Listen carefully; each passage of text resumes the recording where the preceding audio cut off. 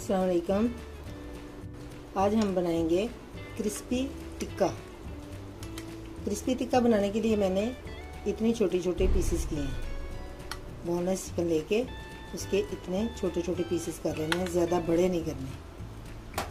अब इसके अंदर मैं 2 चम्मच सफ़ेद सिरके के डाल रही हूँ, 1 चम्मच सोया सॉस डालूँगी, 1 चम्मच चिली सॉस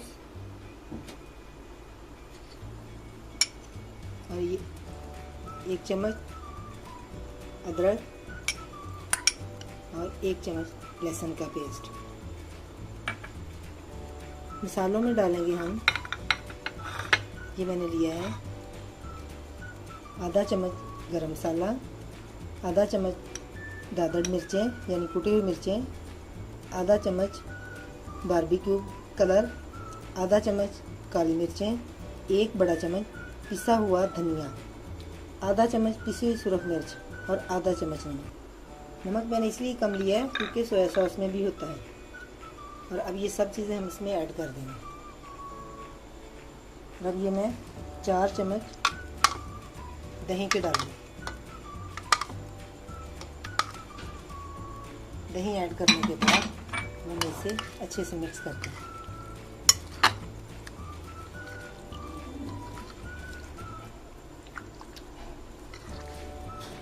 सारे मसालों को मैंने अच्छी तरह मिक्स कर दिया। अब इसके अंदर मैं 2 चम्मच मैदे के डाल रही हूँ और 1 अदद अंडा।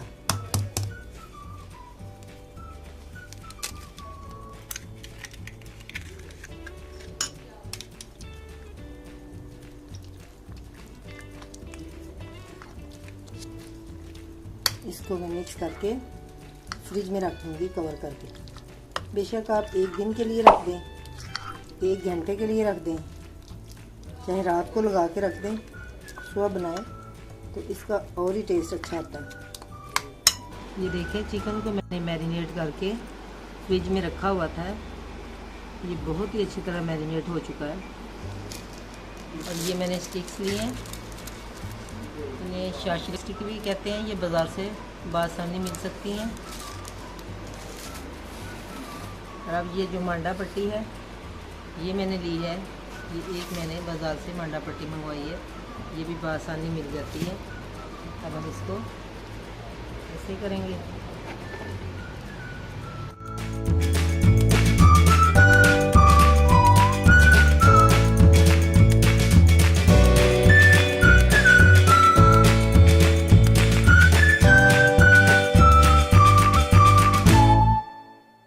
मैं आपको एक बनाकर दिखाती हूँ। एक स्टिक लेंगे और एक पीस उठाएंगे, इसको मैं यूँ करूँगी।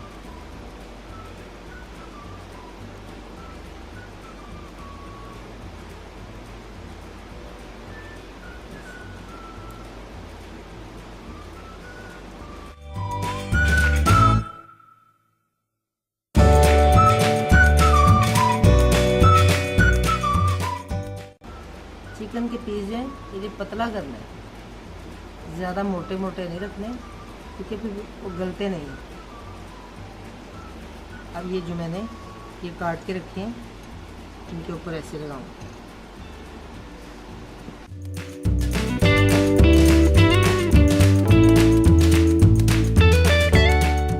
ये छोटे साइज़ के मैंने काटे हैं। अब ये मैं इसके ऊपर वो लगाऊंगी, छोटे साइज़ वाले। वो बिल्कुल चकोर थे, ये उससे थोड़े बड़े।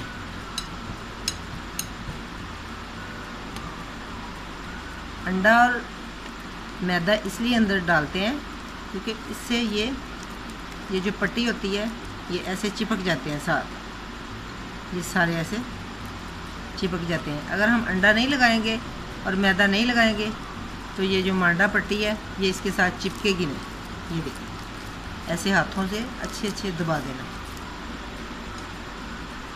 ये ऑप्शन है आपके लिए, बारीक लगाएं, लंबे लगाएं या चकोर लगाएं।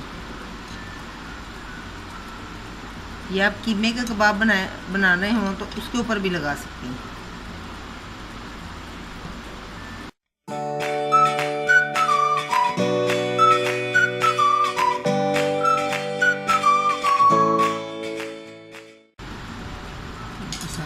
तैयार हो चुके हैं। आप ऐसे बना के रख लें। अब हम इन्हें फ्राई करते हैं। ये देखिए ऑयल गरम करने के लिए मैंने रखा हुआ है।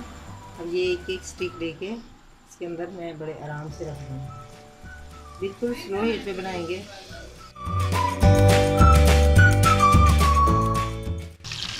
ये देखिए इसकी साइड मैंने चेंज कर दी है। सारे कबाब बड़े आराम से पक रहे हैं।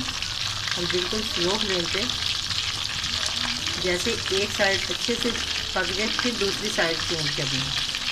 बिल्कुल स्लो फ्लेम पे बनाना ताकि अंदर से जो चिकन के पीसेज हैं वो अच्छे से गल जाएं।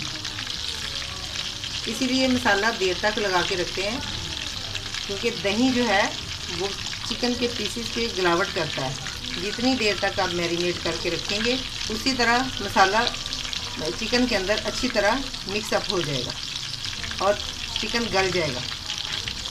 देखिए तैयार है हमारे क्रिस्पी टिक्का कबाब।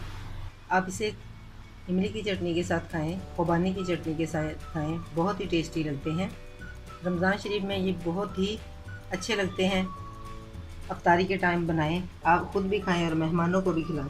तो इंशाल्लाह मैं इससे भी बेहतर रेसिपी दूंगी आपको रमज़ान शरीफ के मतलब। फिर मिलूंगी एक नई रेसिपी के साथ। तब तक के लिए अल्लाह हाफ़िज़।